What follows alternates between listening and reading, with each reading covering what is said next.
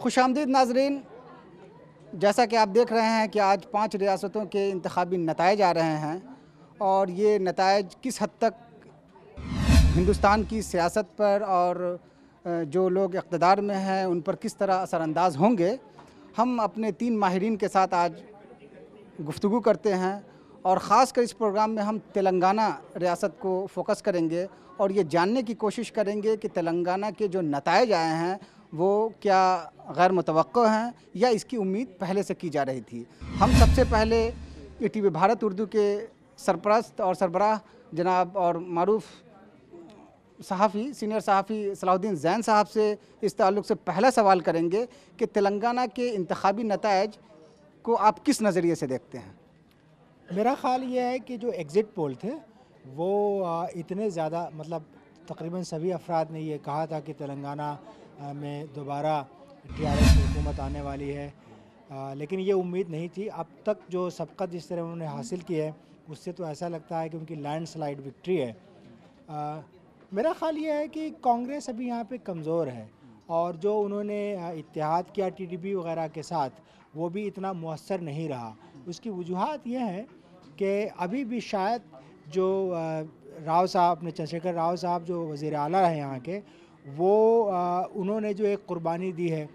मेरा जो अपना सियासी तज़िया ये रहा है कि जुनूबी हिंदुस्तान में जज्बाती सियासत बहुत है और उस जज्बाती सियासत में जो लगाव है अवाम का कि भाई एक रहनुमा ने उनको नई रियासत बना के दी है, उसका असर रहा है और कुछ काम भी अच्छे किए हैं। तो उसको मुझे लगता है कि मुझे जो महसूस है कि कई फ्रंट पे वो नाकाम भी हुए हैं, लेकिन जो कांग्रेस पार्टी थी या टीडीपी थी, चंद्रबाबू नायडू वगैरह, वो मिल करके उसको आवाम तक पहुंचा नहीं सके। तो जो कॉमन लोग थे उनको ये जहन में आया कि इस वक्त उनके पास जो बेहतर मुतबादिल है वो टीआरएस है और उसकी जीतने की यही वजह है। जैसा कि सलाहुद्दीन ज़ैन साहब ने कहा कि टीआरएस रियासत के लिए एक बेहतर मुतबादिल है। हम अपने एक दूसरे सीनियर साथी श्रीधर जी से बात करते हैं जो यहाँ तेलंगाना डेस्क पे हैं। क्या सलाहुद्दीन साहब की बात की आप हिमायत करेंगे कि टीआरएस ही यहाँ की आवाम के लिए एक बेहतर मुतबादिल है? वो बिल्कुल सही है। ऐसा है कि अभी देखिए तेलंगाना में पहले ये रियासत बनने के लिए केसीआर कितना कोशिश किया वो सब अभी तक लोगों के दिलों में है। और वो सत्ता में आने के बाद भी उनका जो डेवलपमेंट और वेलफेयर प्रोग्राम्स है उनको भी देखिए आप। केसीआर साहब ने जो वेलफेयर स्कीम्स है, जो डबल बेडरूम देखिए आप, कल्याण लक्ष्मी शादी मुबारक देखिए, ऐसा पेंशन्स देखिए, सब वेलफेयर स्कीमों में जो वादा दिया है वो उन्होंने वादा पूरा किया है। थोड़ा छोटे छोटे है एक दो जो मुस्लिम रिजर्वेशन का और ट्राइब्स का रिजर्वेशंस का एक दो वादे हैं जो पूरा नहीं किया है, लेकिन वेलफेयर स्कीम्स उन्होंने जो निकाला है वो बहुत लोगों को फ़ायदा मिला है। आप देखिए फार्मर्स के लिए रैतु बंधु लगाए उन्होंने, 1 एकड़ को 4000 देखिए उन्होंने, वो भी कामयाब हुआ उनको जीतने के लिए और इतना बड़ा बहुमत मिलने के लिए उनका वेलफेयर स्कीम्स बहुत काम किया। और डेवलपमेंट को भी देखिए आप, आईटी सेक्टर देखिए, हैदराबाद अभी जो है एक्सपोर्ट्स में, आईटी एक्सपोर्ट्स में इंडिया में नंबर 1 बन चुकी है। वो उनका तेलंगाना सरकार का एक कामयाब है। और उन्होंने डेवलपमेंट के देखिए आप अगर देखें तो इरिगेशन प्रोजेक्ट्स है, वो तेलंगाना का जो स्लोगन है पानी नीलू निधुलू नियामकालू जो भी है वो स्लोगन का उन्होंने पूरा करने के लिए ये जो तेलुगु में स्लोगन आप बता रहे हैं हमारे क़ारीन को बताइए कि इसका मतलब क्या है? नीलू निधुलू नियामकालू, उनका मतलब ये है पानी पानी और एम्प्लॉयमेंट और फंड्स। फंड्स का मतलब जो भी तेलंगाना से रेवेन्यू जनरेट होता है वो तेलंगाना में ही लगाना बोल के डेवलपमेंट को, वो है वो उसका स्लोगन। यानी यहाँ के रिसोर्सेज को यहाँ इसी स्टेट को यूटिलाइज करें। हाँ। सो वो स्लोगन से आए। सो अभी उन्होंने वही स्लोगन को लेकर उन्होंने अभी डेवलपमेंट पे भी इरिगेशन को बहुत सारा प्रोजेक्ट केसीआर सरकार ने बहुत प्रोजेक्ट्स भी किया है। अभी जो महबूब नगर ज़िला का कृष्णा रिवर जो है, कृष्णा रिवर को महबूब नगर ज़िला को लाने में केसीआर सरकार कामयाब हुआ। ऐसा है, पहले कांग्रेस सरकार ये प्रोजेक्ट्स शुरू किया है, लेकिन वो केसीआर सरकार में पूरा हो गया है। उन्होंने बहुत जल्द से जल्द वो प्रोजेक्ट्स फिनिश करके वो सारे प्रोजेक्ट्स को कामयाब में लाया और लोगों को उसका फ़ायदा मिला। उसीलिए वो केसीआर को बहुत मानने का ये भी एक वजह है। ऐसा बहुत डेवलपमेंट स्कीम्स है, वेलफेयर स्कीम्स है जो केसीआर को कामयाब मिला। इतना बड़ा बहुमत मिलने को उनको मानना यह है कि केसीआर को लोग बहुत माना है। उन्होंने जो भी वेलफेयर स्कीम्स किया है, डेवलपमेंट कर रहा है, वो लोगों को दिख रहा है और वो लोग भी उनको उनके बात माना है, वो है बात। और ये कांग्रेस जो भी तेलंगाना दिया है, वो पहले से 50 साल में 50 साल तेलंगाना को पाला, उसका डेवलपमेंट इतना कम समय में दिखाया बोल के वो एक मानना है। और तेलंगाना दिया कांग्रेस, सिर्फ केसीआर ने तेलंगाना लाया, लेकिन वो दिया तेलंगाना कांग्रेस ही। लेकिन वो बात को लोगों को उतना नहीं ले पाया कांग्रेस ने। उसका ये भी हम कह सकता है उतना बड़ा लीडर एक केसीआर के बराबर लीडर नहीं है, अपोजिशन में बोल सकता है। और एक वजह है कांग्रेस का और कूटमी, ये अलायंस जो है टीडीपी का अलायंस, पहले से इधर तेलंगाना में टीडीपी को पहले से जो जब तेलंगाना मूवमेंट था, जब से तेलंगाना को चंद्रबाबू नायडू अपोज किया है। और वो आके इधर कांग्रेस से मिलके इतने साल उनके अपोजिशन में रहे। सो चंद्रबाबू आज तेलंगाना में सत्ता में आने के लिए कांग्रेस से मिला, ये कांग्रेस उनसे मिला, ये बहुत गड़बड़ दिखा है लोगों को। इसलिए फिर से एक बार केसीआर को मदद किया तेलंगाना के लोगों ने। हमारे सीनियर सहाफ़ी यहाँ के ग्राउंड रियलिटी को बता रहे थे कि कैसे केसीआर की क्या उन्होंने क्या पॉलिसी बनाई और किस तरह रियासत में तरक्याती काम किए, या किसानों के लिए रोज़गार के ताल्लुक से, या मुख्तलिफ़ शोबा हयात में जो उन्होंने काम किया। लेकिन हम अपने एक और सीनियर साथी से ये पूछना चाहेंगे कि कांग्रेस कहाँ चूक कर गई। कांग्रेस ने ही तेलंगाना को एक नई रियासत का दर्जा दिलवाया, उसके लिए कांग्रेस के सारे बड़े लीडर उसके लिए यहाँ लड़ाई लड़े, लेकिन कांग्रेस को चूक कहाँ हुई। मैं करीम साहब से ये बात जानूँगा। ज़रूर, इस मामले में जो है कांग्रेस की सबसे बड़ी गलती, जो पॉलिटिकल मिस्टेक अगर आप कहें, तो वो ये है कि उसने चंद्रबाबू नायडू को खामखा गैर ज़रूरी तौर पे तेलंगाना के पॉलिटिक्स में इन्वॉल्व किया। जहाँ तक मेरा मानना है कि तेलंगाना की आवाम अब भी ये समझती है कि चंद्रबाबू नायडू एक आंध्रा पॉलिटिशियन है और ये वो शख्स हैं जो हमेशा से तेलंगाना के मफाद में टांग अड़ाने की कोशिश की, कई मरतबा रुकावटें पैदा करने की कोशिश की। इस तरह का एक स्ट्रॉन्ग फीलिंग यहाँ की आवाम में है। लेकिन जैसे ही कांग्रेस ने एक तरफ ये कहती है कि हमने तेलंगाना दिया, दूसरी तरफ चंद्रबाबू नायडू को यहाँ के पॉलिटिक्स में जैसे ही इन्वॉल्व किया, ये बात तेलंगाना की आवाम को हज़म नहीं हुई। और दूसरी बात, जैसे मेरे साथी ये कह रहे थे श्रीधर, के तेलंगाना को देने का जो क्रेडिट है, ये ग्राउंड रियलिटी आम ज़मीनी सतह तक पहुंचाने में भी कांग्रेस नाकाम रही। ये सबसे बड़ा फैक्टर है।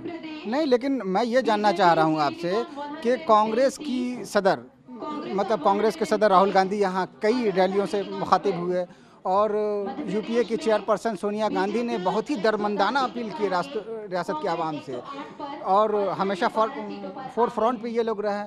लेकिन बिल्कुल उन्हें नज़रअंदाज कर देना, ये बात समझ में नहीं आ रही है। इसकी सबसे बड़ी वजह यह है कि लीडरशिप के एतबार से जहाँ तक मामला है, केसीआर जिस तरीके से बात करते हैं उसका जवाब देने में कांग्रेस की बड़ी लीडरशिप भी नाकाम है। जिस तरीके से केसीआर एक बड़े लीडर माने जाते हैं, वो एक बेहतरीन मुकर्रिर भी माने जाते हैं। उनकी तकरीर के सामने किसी का जवाब नहीं होता। वो तेलुगु ज़बान में, तेलंगाना के लहजे में जब बात करते हैं तो उसका उस अंदाज़ में किसी लीडर ने भी जवाब नहीं दे सका। यही वजह है कि राहुल गांधी भी आए तो एक बड़े हमने गौर किया था कि जो राहुल गांधी हिंदी में कह रहे थे उसको तेलुगु में सही अंदाज में तर्जुमा तक नहीं किया गया। एक बोलने की जगह दूसरी बात कह दी गई। तो ऐसा मैनिपुलेशन बहुत ज़्यादा हुआ। तो लीडरशिप की कमी मैं मानता हूँ इस मामले में। अच्छा, अगर हम हैदराबाद जो यहाँ का दिल है, तेलंगाना का दिल, अगर हैदराबाद की हम बात करें तो हैदराबाद में पहले दिन से ही एमआईएम का एक ज़ोर रहा है और असदुद्दीन अवैसी साहब को लोगों की बहुत ज़्यादा मोहब्बत मिली है और वो यहाँ से रुकने पार्लियामान भी हैं। तो आपको क्या लग रहा है कि एमआईएम इसमें पिछड़ रही है या उसको जितनी सीटें मिलनी चाहिए उतनी सीटें मिलेंगी क्या? देखिए, हैदराबाद में पहले से भी एक 7 कॉन्स्टिट्यूंसीज में एएमआईएम पहले से भी हर इलेक्शन में जीतते आ रहा था। 7 सीटें बिल्कुल रिजर्व करके लगाए, सो जैसा एएमआईएम जीतते रहता था। लेकिन आज इस बारे में इस इलेक्शंस में एमआईएम को भी थोड़ा धक्का मिला ऐसा दिख रहा है।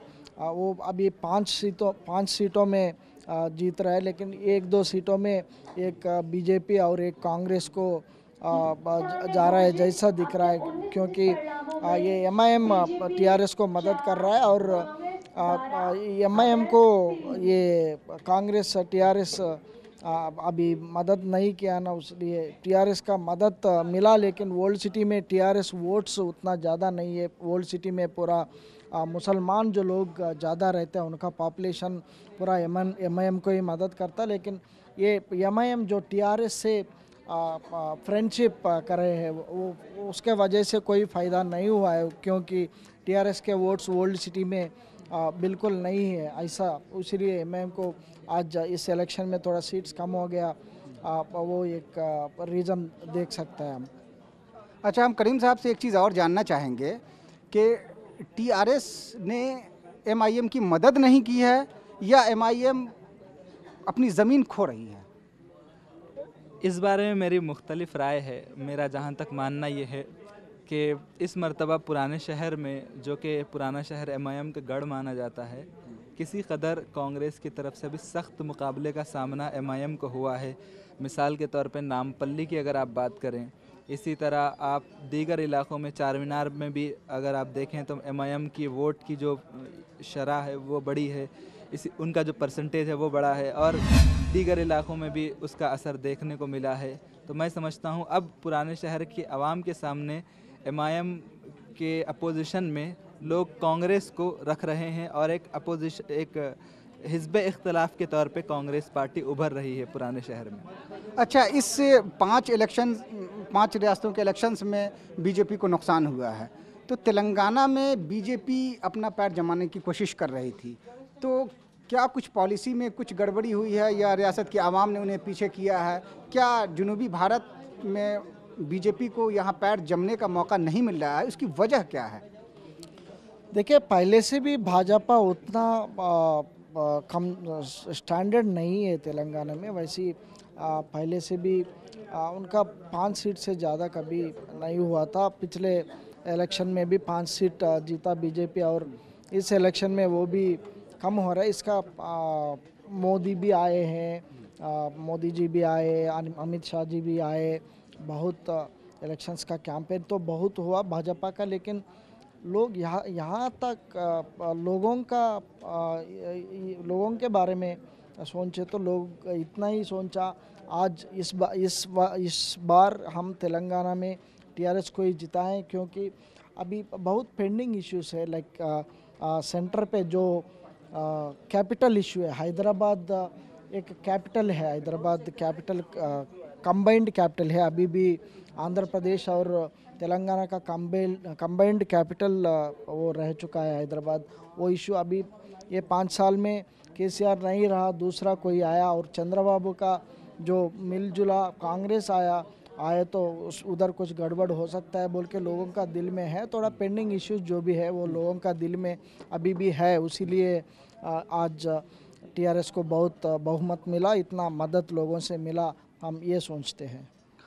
हम अपने दोनों मेहमानों का बहुत शुक्रिया अदा करते हैं और कुल मिला के ये बात सामने आती है कि टीआरएस की पॉलिसियों को आवाम ने एक बार फिर से अपने वोटों के ज़रिए वो उनकी तमाम पॉलिसियों को एक मुस्बत नज़रिया दिया है और उनको भरपूर हिमायत दी है।